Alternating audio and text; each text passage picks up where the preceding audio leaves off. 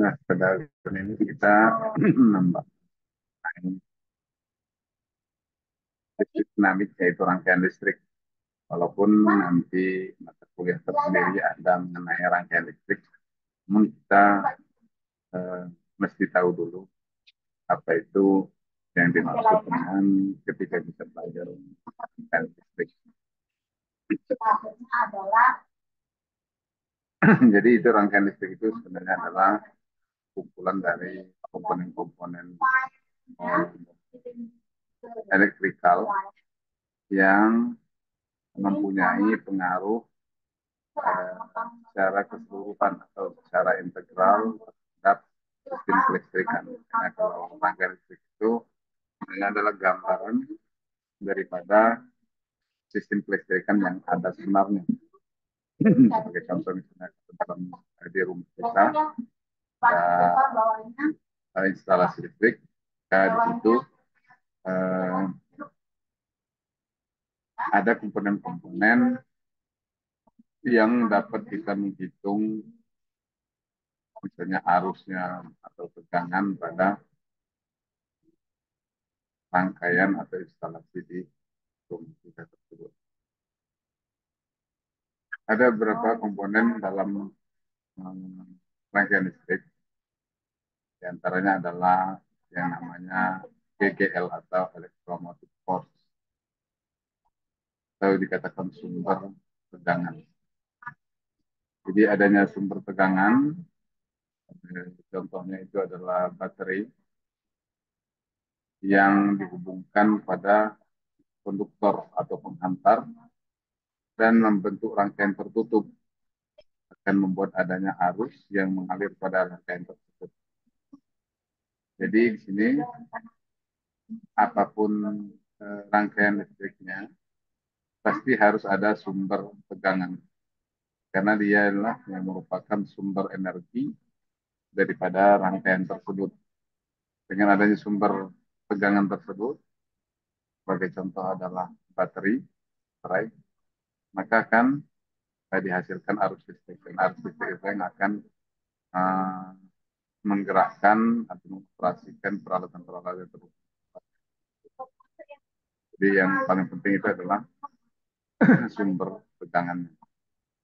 Berikutnya adalah uh, baterai atau sumber tegangan tersebut dinamakan sebagai sumber gaya gerak listrik atau GGL. Atau dalam bahasa Inggrisnya electromotive force, disingkat EMF, atau disimbolkan dengan huruf E atau epsilon. Ada beberapa buku listrik nanti akan memberikan lambang misalnya E atau epsilon. Kemudian EMF atau GGL merupakan beda potensial maksimum antar ujung-ujung terminal suatu sumber tegangan yang mungkin dihasilkan di pengukuran GGL atau EMF itu di ujung-ujung terminalnya. Kemudian sumber GGL berperan sebagai pompa muatan dan suatu rangkaian. Di GGL itu seperti sumber yang menghasilkan muatan untuk rangkaian listrik tersebut. Dan di sini dikatakan sebagai pompa muatan. Jadi ketika rangkaian membutuhkan muatan, akan disuplai oleh GGL ini. Kalau kita misalnya menggunakan suplai PLN, maka muatan tersebut diambil dari ya, PLN. Jika kita butuh menghidupkan peralatan kita, misalnya menghidupkan lampu, satu lampu, maka kita mengambil muatan dari sumbernya atau sumber GGL tadi. Jika kita butuh dua lampu, menghidupkan dua lampu, maka kita mengambil muatan untuk dua lampu tersebut. Begini rangkaiannya.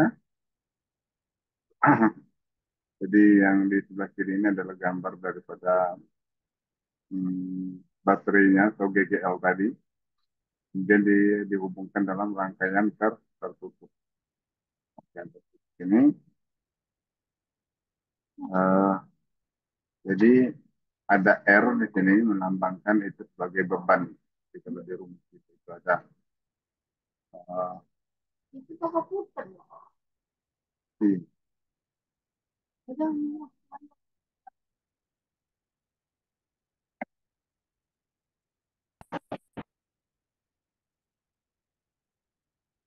Jadi kalau sumber tegangan ini atau dikatakan pompa muatan tadi tidak dihubungkan dengan rangkaian, maka tidak akan ada namanya aliran muatan dalam sumber eh, GGL. Di dalam sumber GGL, muatan positif menaikkan potensialnya dari kutub terminal negatif ke kutub terminal positif. Jadi, dia adalah aliran muatan listrik dalam rangkaian. Kemudian harus ada sumber energi dalam GGL ke dalam baterai tadi untuk menaikkan potensial muatan. Jadi ada muatan positif dan negatif itu karena ada perbedaan potensial antara kutub positif dan kutub negatif. Untuk menaikkan potensial ini sebenarnya berasal dari sumber energi kimia yang ada di dalam baterai tersebut. Mati. Kemudian usaha yang dilakukan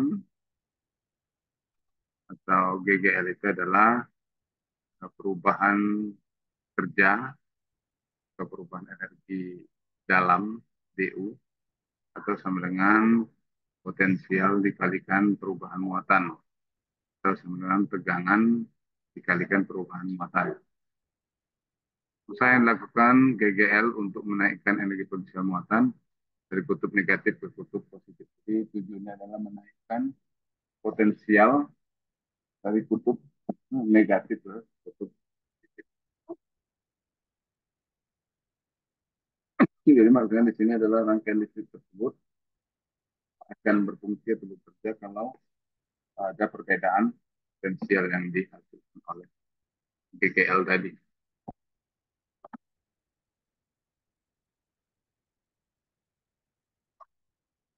Nah, kita masuk ke usaha atau kerja, energi, dan GGL. Pada sumber GGL yang ideal, atau sumber yang ideal tadi, seluruh kerja diubah menjadi perubahan energi potensial muatan. Kita ketahui energi potensial itu adalah energi yang dihasilkan oleh suatu benda yang bergerak. Jadi di sini kalau dikatakan energi potensial muatan, berarti muatan itu sedang bergerak.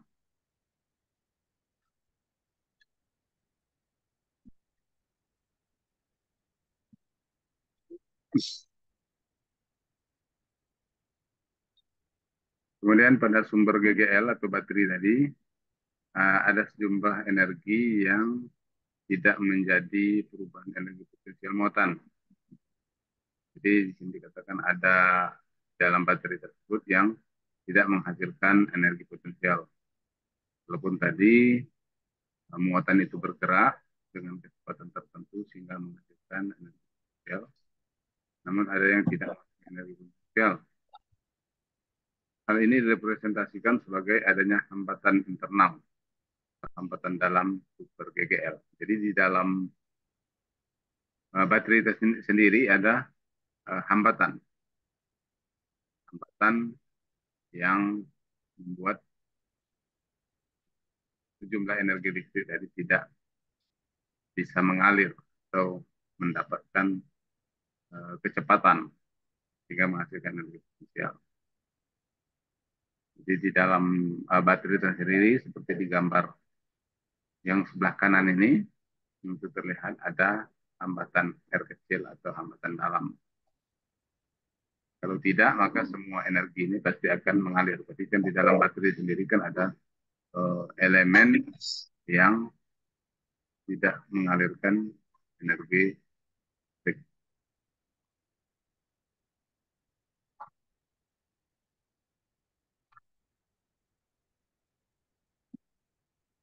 Kemudian rangkaian sederhana satu loop. Jadi ini contoh sederhana rangkaian listrik. Analisis rangkaian sederhana menggunakan konsep energi dan persoalan energi. Kenapa dikatakan persoalan energi? Karena terjadi siklus seperti loop tertutup ini. Daya atau energi persatuan waktu. Jadi energi yang mengalir pada setiap satu waktu itu dinamakan daya pada rangkaian itu. Yang menghasilkannya adalah GGL atau baterai tadi. Atau sama dengan daya yang hilang pada hambatan. Jika dia melewati hambatan eh, yang di sini dilambangkan dengan eh, lambang resistansi yang sebelah kanan ini. Jadi ketika dia melewati hambatan ini maka akan terjadi daya yang hilang. Itulah daya yang diperlukan oleh suatu peralatan.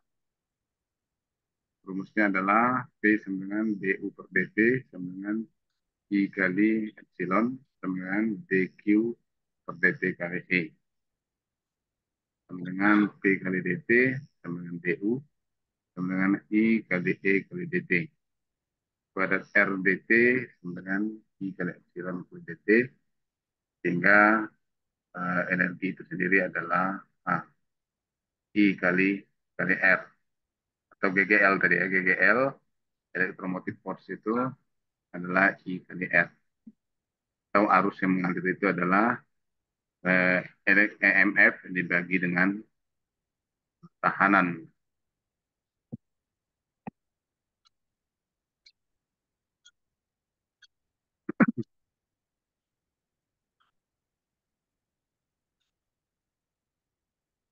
Jadi dengan menggunakan konsep beda potensial, kita dapat menganalisis rangkaian listrik. Contohnya seperti di bawah ini, bahwa jumlah aljabar beda potensial pada loop tertutup itu sama dengan 0. Jadi kalau dijumlahkan, eh, beda potensial setiap komponen itu sama dengan 0. Sehingga menurut aturan Kirchhoff atau hukum Kirchhoff ke 1, PA atau tegangan di titik A ditambah E ke EMF dikurang I kali R itu sama dengan PA atau E sama dengan I kali R ke EMF sama dengan I kali R dan I sama dengan EMF dibagi dengan R. Sama ya, rumus ini sebenarnya sudah lazim dalam.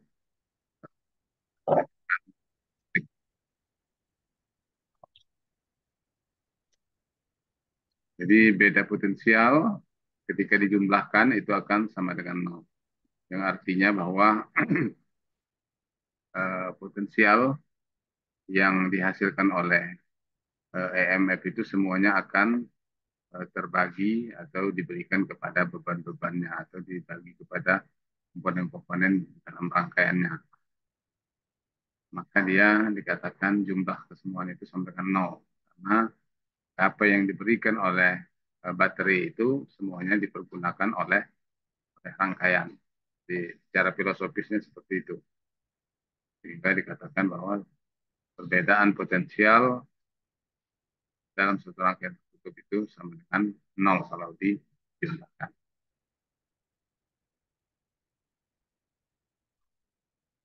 Ini pada gambar melihat rangkaian listrik yang dipaparkan di sini adalah potensial antara A dan B itu sama dengan PA tambah epsilon atau EMF dikurang I kali R. R itu hambatan dalamnya. kurang I kali R besar atau bebannya. Itu sama dengan V pada titik A. Atau kalau VA ini di kiri dan di kanan bisa dicoret, maka I sama dengan EMF dibagi R besar tambah R kecil. Jadi kadang-kadang di pelajaran rangkaian listrik itu R kecil itu tidak diperhitungkan. Padahal sebenarnya R kecil itu harus diperhitungkan karena dialah yang menghambat untuk aliran elektron dari dalam baterai.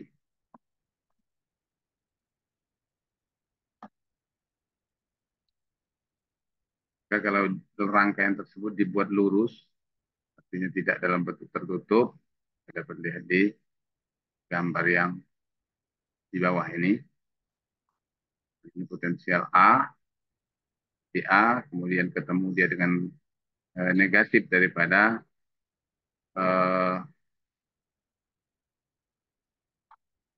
baterai, negatif dengan baterai, kemudian dia ketemu dengan tahanan dalam baterai. Jadi dari pertama tadi VA tadi naik ketika ketemu negatif, kemudian masuk positif baterai itu akan naik potensialnya. Kemudian ketika ketemu dengan hambatan dalam itu turun sedikit, kemudian masuk ke titik B itu masih rata, dia sama tegangannya. Jika masuk ke R itu dia akan kembali ke posisi VA.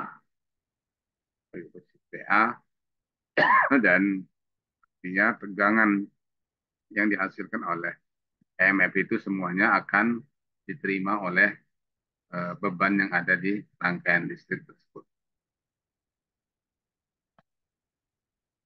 Itu sumber GGL itu sama dengan tegangan pada hambatan. Jadi tegangan yang ada pada baterai itu tegangannya akan sama dengan tegangan pada bebannya.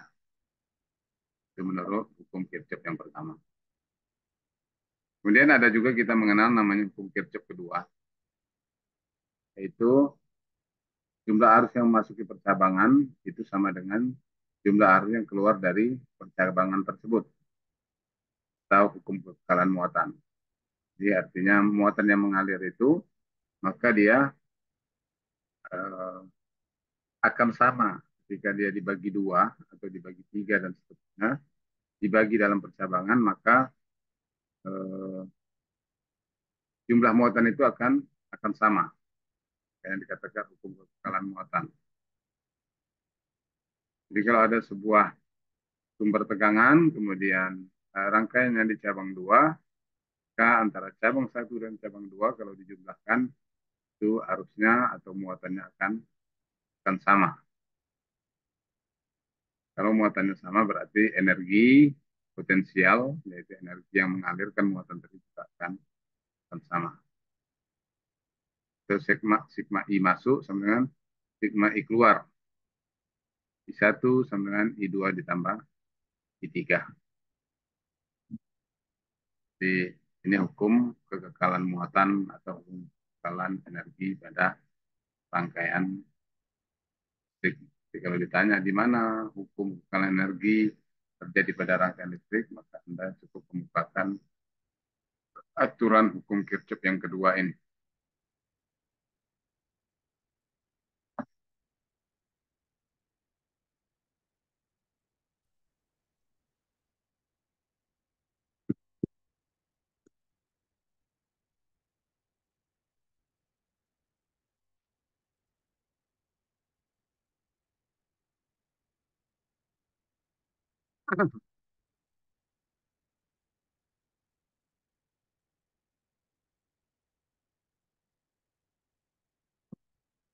Maka jumlah beda potensial pada loop tertutup itu sama dengan nol. Kenapa? Karena muatan yang masuk sama dengan muatan keluar atau arus masuk sama dengan arus yang keluar.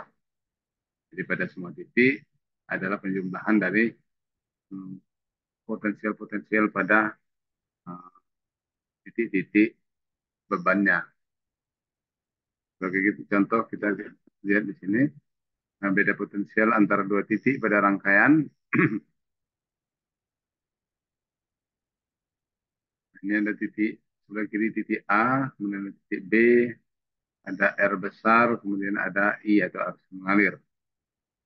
Penjabaran rumusnya adalah PA dikurang I kali R, K sama dengan PB. Artinya tegangan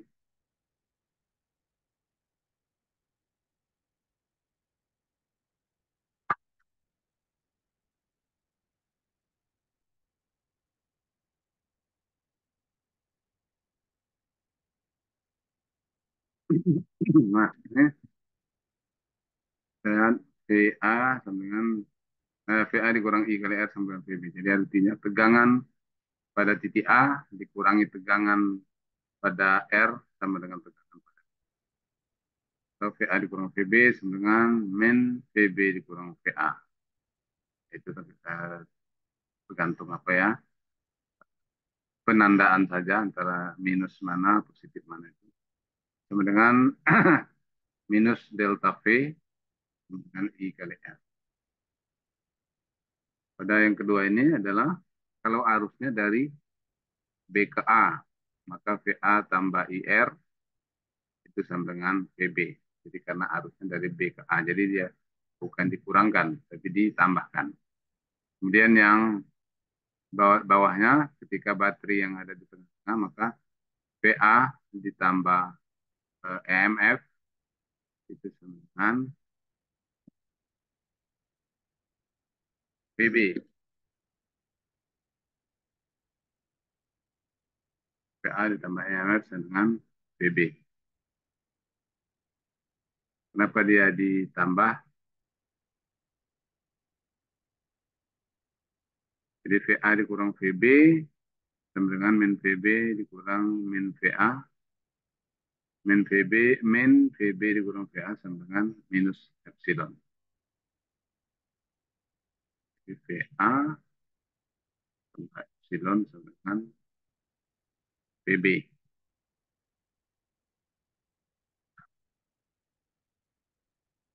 Dan yang berikutnya adalah positif di VA dikurang epsilon. Itu sama dengan VB.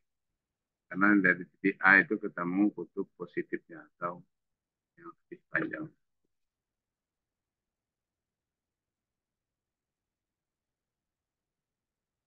Contoh seperti ini, berapa beda potensial antara titik A dan titik D, kemudian berapa beda potensial antara titik D dan B, kemudian manakah titik yang milik potensial paling tinggi, manakah titik yang milik potensial paling rendah. Jadi ada satu rangkaian, baterainya itu ada dua, satu 6 volt, satu lagi 12 volt. Kemudian dia disusun dalam satu rangkaian tertutup.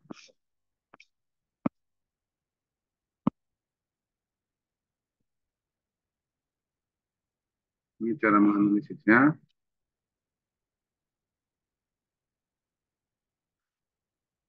Kalau kita lihat, kita mulai dari titik A, PA ditambah epsilon 1 atau EMF 1, kemudian dikurang I kali R2, dan dikurang epsilon 2, kemudian dikurang I kali R1. Nah, ada R1 sama dengan PA. Kenapa sama dengan PA? Karena kalau PA itu diletakkan di sisi kiri, maka dia akan kembali nilainya itu sama dengan 0. Setelah disederhanakan, maka muncul epsilon 1 dikurang epsilon 2 sama dengan I kali R1 ditambah R2. Karena di situ bebannya cuma ada R1 dan R2, kemudian epsilon 1 dan epsilon 2 itu dicari selisihnya. Itulah arus yang akan mengalir. Mana yang lebih tinggi berarti ke arah yang mengikuti arah tegangan yang lebih tinggi. Hingga arus adalah sama dengan epsilon 1 dikurang epsilon 2 per 1 ditambah R2. Sama dengan min 6/18 atau 1/3. Yang artinya arus pada rangkaian mengalir dalam arah berlawanan dengan arah jarum jam atau dari arah A ke D dengan besar 1/3 ampere. Nah, tadi kita mengasumsikan arusnya ke kanan, itu dia bertandanya jadi negatif, berarti dia arus yang sebenarnya adalah ke kiri atau berlawanan dengan asumsi kita. Jadi itu nanti di rangkaian listrik akan dibahas secara mendalam mengenai cara menghitung arus dalam rangkaian. Ada beberapa metode nanti yang akan dipelajari dalam rangkaian listrik tersebut.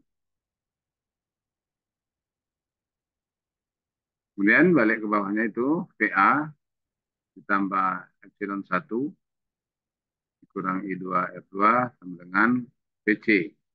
Jadi kalau kita melihat referensinya itu dari A ke C. Di VA ditambah EMF1 atau baterai 1 dengan baterai 1 dikurang I kali R2. Kenapa dikurang di sini? Karena kita tadi sudah tahu bahwa arus yang mengalir dari B ke C itu adalah tandanya negatif, negatif sepertiga.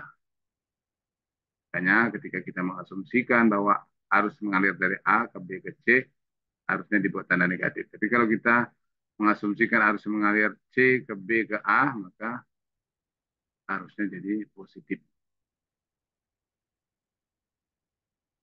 VC dikurang VA sama dengan epsilon 1 dikurang I kali R2.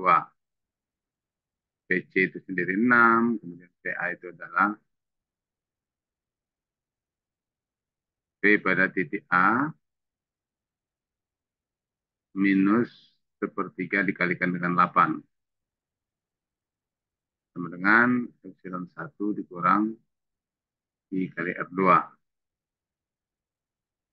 Atau hasilnya adalah 8,67 volt.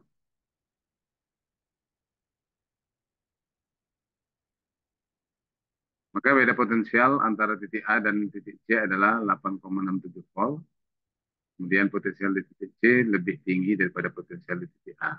Dan dari awal sudah kita ketahui ya, bahwa potensial C itu lebih tinggi. Buktinya ketika kita asumsikan arus itu mengalir dari A ke B ke C, tanda arusnya itu jadi negatif. Ini menunjukkan bahwa sebenarnya yang lebih tinggi potensialnya di C. Artinya dengan potensial lebih tinggi di C berarti arus mengalir dari C ke B ke A. Jadi dari awal pun kita dengan tanda arus sama dengan minus sepertiga kita sudah tahu bahwa potensial lebih tinggi itu di titik C. Oke, sampai di sini ada yang perlu dipertanyakan mengenai prinsip tegangan atau EMF dalam rangkaian listrik. Jadi EMF itu dialah yang mensuplai energi pada satu rangkaian itu. Semua energi yang disuplainya itu habis untuk muatan yang dibutuhkan oleh elemen-elemen dalam rangkaian itu. Kalau di sini kita masih mencontohkan elemen rangkaian itu adalah R. Jadi semua energi yang ada di baterai itu dihabiskan semua untuk memberikan energi atau muatan kepada elemen-elemen dalam rangkaian tersebut. Oke, ada yang mau ditanyakan?